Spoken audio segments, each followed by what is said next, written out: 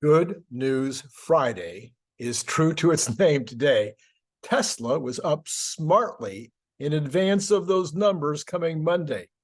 It definitely outperformed the market by a lot and its peers, the Magnificent Seven, as the big rally that started off this morning completely fizzled by the end of the day. We'll try to figure out the why and the why.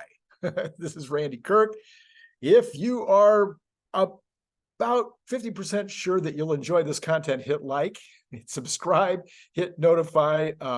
Big weekend. Of course, the only news you get on Saturday, the only Tesla news on Saturday is right here. And you want to be reminded about that. That'll be tomorrow afternoon, usually around 3 o'clock in the afternoon. We'll see how it all works out tomorrow. Well, should I mention about something, some kind of truck, some kind of camo truck, or possibly a stainless steel version? Anyway, we'll talk about that later. We've seen the shirts, and now we want to see the date announcement. I mean, holy mackerel, what is the holdup? Yes, the CT, the Cybertruck handover event T-shirts or shirts, or for the employees have been handed out, and great. We're happy to see that. That's some kind of evidence that we're getting close to the event. We're glad that some people shared that with us to give us hope. But come on, maybe they could come out with that announcement Monday morning at the same time as the numbers, and then people won't know what to do in terms of buying or selling. All right. Well, investors received an update from the Chicago Business Barometer, also known as the Chicago PMI, Purchasing Managers Index, which registered at 44.1 in September, representing its first drop in 3 months. A reading of the University of Michigan Consumer Sentiment Index showed sentiment improved slightly at the end of September, with the final reading of the sentiment survey raising to 68.1 from 67.7 earlier in the month. So we have the Chicago. So we've had a bunch of these manufacturing surveys coming in from the various feds, and some have been up a little, some have been down a little. It seems to be, however, I think 3 out of 4 now that have been reporting have been a little bit down. But the sentiment index was up. And then the University of Michigan data also included a reading on inflation expectations, which showed that respondents expect inflation to wane further to 3.2% in a year's time. So while I think it'll be way lower than 3.2% in a year's time, like how about 0 or maybe negative in a year's time? The general folks out of the population right now think that we'll be down to 3.2 a year from now. Well, Dan Ives today dropped his estimate for Monday's number.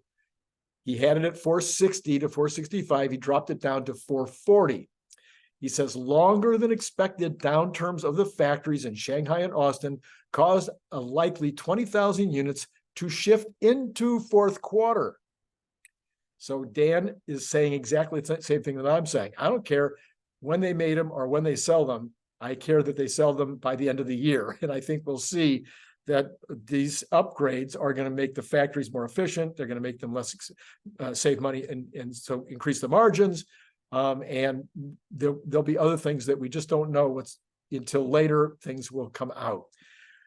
Several analysts have lowered their numbers related to Monday's announcement of cars produced and shipped, but most have not lowered their ESP, their estimated share targets. I think that would indicate that most of them are saying, again, the same thing I'm saying, forget Monday. I think the market is going to take a pass on Monday. Yeah, it could be up or down a little bit. Maybe we'll see. We'll talk about this in a minute a little bit more. So Ives at Wedbush holds an outperform rating on Tesla stock, price target of 350. Piper Sandler analyst Alexander Potter reiterated an overweight rating and 300 price target. So there you go. From Potter, intentional plant shutdowns should not be interpreted negatively. So if Q3 results are a miss, we doubt Tesla will sell off. For once, it seems to me that the analysts are probably getting it right. We'll see. Then we've had a lot of back and forth on X today because of an article by Dan Levy saying that Tesla will have to raise wages in the US in order to compete with union wages, regardless of whether they get 20, 25, 30, 35%, that Tesla's going to have to raise their wages in order to compete. First of all, yeah, of course, but not because necessarily of having to compete. I have 100% confidence in the team at Tesla to figure this out, but they won't raise wages because they have to. They will raise wages because they want to be seen as paying great wages. It is part of the culture. Elon has said it. He wants to pay over market. Okay. I'm sorry to compare to me again, the little tiny Elon Musk, but that was part of our culture also at my companies. We always wanted to pay above market. We wanted to get the cream of the crop. We wanted to get the top talent. And that's exactly what they do at Tesla. If you pay the going rate, you're going to get average folks. And that's not what they want to do at Tesla. So undoubtedly, they will raise wages over the coming months. But believe me, it will not have the same impact as what the UAW is doing to the big three. It is not going to be pretty. There's a long article today about the Mexico plant. It looks like water has been the big issue. Very long article, but you read all through it, of course, and you finally get down to the fact that Tesla has already agreed, I guess a few weeks ago, to use only gray water for manufacturing. Gray water, of course, is that water that is been gone through the plumbing, and it's been completely filtered, and quite frankly is drinkable, and it sometimes is better, purer than regular water out of the river, even after it's been purified, filtered, and everything else. Gray water sometimes is really excellent, but most people don't want to drink gray water, and so you have cities and countries and populations here and there that are drinking gray water, and it even said that this particular community may eventually be consuming some of this gray water as well. But they got a real water problem there. They've been in drought. This went into a long description about their water issues, but Tesla's going to use gray water. So that has apparently solved the problem. And it looks like everybody is now totally on board. I mean, there's a few, of course, there's always going to be a few, but most folks seem to be on board now with the benefits that are going to come to that community that will more than make up for any slight inconvenience. So market was down today. Well, the Dow is really down today. So why? Let's see. Government closing down. UAW strike continuing. Less enthusiastic about the inflation numbers this morning after reading beyond the headlines. Well, maybe the first two had something to do with the market being down, but I read way past the headlines. I read as deep as I possibly can, multiple articles from multiple sources. I want to be able to give you guys a balanced analysis. I listened to a whole bunch of folks. The PCE this morning was as good as it gets. So I don't think that was the issue. I was surprised to see the 10-year yields coming back up near the close, and I'm not 100% sure what's going on there. There was a very long article on CNBC, a video. I should actually, if I can track it down, I'll try to remember to put it down in the information below so you can go take a look at it. But this fellow was going on and on and on about the same things that Larry Goldberg and I were going on about earlier today. I don't know if you saw that show, but you should. About the fact that we just have so much money that's going to have to be borrowed by the U.S. government in order to pay for the debt and the interest that's dramatically increasing the debt. Where is that money going to come from? And if there's not enough money to pay it, then the rates go up. In other words, if nobody's buying those bonds, then rates go up until there's somebody that steps up and says, well, man, at that level, I'll buy that bond. Are you kidding me? So I'm expecting bonds to go down. I still expect bonds to go down in the short term, but there is a long-term issue there. And maybe that was part of what's going on there. I'm not 100% sure. So according to Bradford Ferguson, he says, the Tesla bulls don't want to admit it, but Gordon Johnson is right about one thing. I'm not sure what that is. Oh, it says here, in his opinion, this is again, Bradford Ferguson, 2024 will be a gap year as far as unit growth for Tesla. It feels like Tesla is both battery / silicon carbide and labor constrained. Well, I like Bradford Ferguson, and he really does his homework. And I've already sent him a note. I want him on the show. Hopefully he comes on the show to talk about this. I want to hear his full number. I want to hear exactly where he's getting what he's talking about, because I would be shocked if Elon Musk, on all the capabilities that he has, having studied him, the Elon Musk method, if you haven't read it, you should. I don't think he's ever going to miss because he's battery constrained or labor constrained. I just don't think that we're going to end up with a big miss because of that.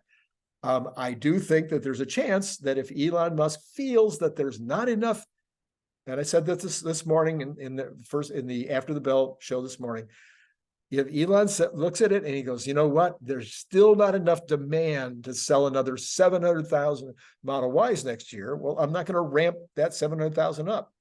If I think I can sell 500,000, well, I'll put that shift on, but I won't put the fourth shift or whatever. He's going to make those decisions as the year plays out. But again, I'm going to withhold my final decision, my final thinking on this until I talk to Bradford. But I don't think that is going to be an issue for next year to be able to ramp up to get to the 50% per year growth figure that Elon has promised. Remember, that's based on 2020, 500,000. So if you do the math, 5,000, 750,000, 1.25 million, 1.7 million this year, roughly, I think. And then that would be 8.5, 2.55 or something on that order for next year. If Elon, I don't think that Elon is going to miss that 2.55 because of labor or because of silicon, but I am ready to be trained. A little comedic note here from Pierre Farragut. I don't think it's that funny, but it's funny. Okay. He says, I told you that democracy is more subtle than just doing what the majority wants to do. And he quotes this poll. 41% of the French population is in favor of a proposal to limit everyone to 4 flights, airplane flights, in their entire life. 59, almost 60% of 18 to 24-year-olds agree that we should be limited to 4 flights in our entire life. And that's 2 round trips, not per year, per life. So yes, representative democracy, please. Love it here. Representative democracy. Let's keep it doing that. Let's keep it going that direction. Okay, why was Tesla up today? Really nicely in spite of the market. My optimistic side says that everyone gets that the number on Monday is an anomaly, not a statement about demand. So some are taking advantage of the dip from earlier this week. So what will happen on Monday? Will our big gain from today and yesterday be wiped out if the shipments are under 450,000? What if they're under 440,000? Well, some have already reported on X that they took shares off the table in advance. Today, they took some shares off the table and the stock still went up. So is it already priced in? Is the 440 or 450 already priced in? If it turns out to be 455 or 460 or 465, does that mean we get another rally? I don't know. This is going to be an interesting one. This is a little bit trickier than normal. So you want to hit notify. After you hit like and subscribe, you want to hit notify.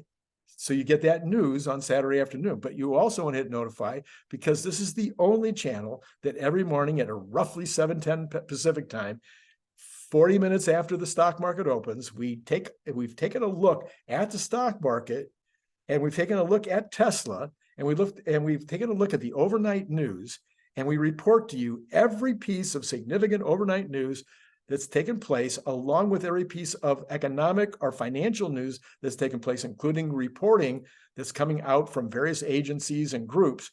All of that happens in usually a 15-minute show right at the beginning of the market day, so you can make some decisions about the market and so that you have an idea of where things might be going for the day. And of course, I give you some opinions. So if you want to be reminded of that every single morning, hit the notify button. And then what you want to do is you want to get yourself one of these, the camo is about 33% of the sales so far have been camo. You want to get a cyber opener. It's a bottle opener. It is a refrigerator magnet. It is a fabulous little product. And people are now reordering them. That's what's really cool. People are going, yeah, I got this. And it's really even better than I thought it was going to be. And I want to give these away as gifts. So $25 a piece. The information will be down below. If you want to buy more than 10, I'll give you a deal. You need to get in touch with me. You can, again, get in touch with me through DMing me directly on X, or you can just give me a note below in the comments, or just ask me for the email address. I'll give you that as well. And so if you want to get some of those, and you can also get it by joining Patreon.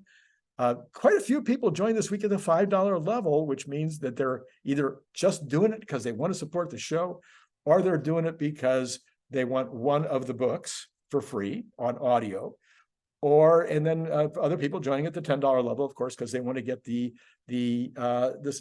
cyber opener. I am definitely working right now on a new approach with regard to Patreon, where I am going to start giving more stuff every day. Let me know in the comments below if you managed to stay in this long. Let me know in the comments below. I'm thinking, as I'm collecting the news during the day and during the night and during the morning, as I'm collecting the news that I think is relevant, I might stick it up like 4 or 5 times a day. I might run across something that I'm planning to put in my regular videos. And it's like, okay, let me put that piece of news up, printed, not a video, just printed. So I might do that 4 or 5 times a day. I might throw up that news so that you're notified through your email or however it is that you're notified that here's a breaking story that you might be interested in. So that's kind of what I'm thinking of. Let me know in the comments below if you think that would be valuable. I might do that. I might start having a subscription on X as well, and put those same pieces of news up on X too. Would you prefer to get it on X? Would you prefer to get it on Patreon? Okay, that's it. I'm done. It's been great talking to you.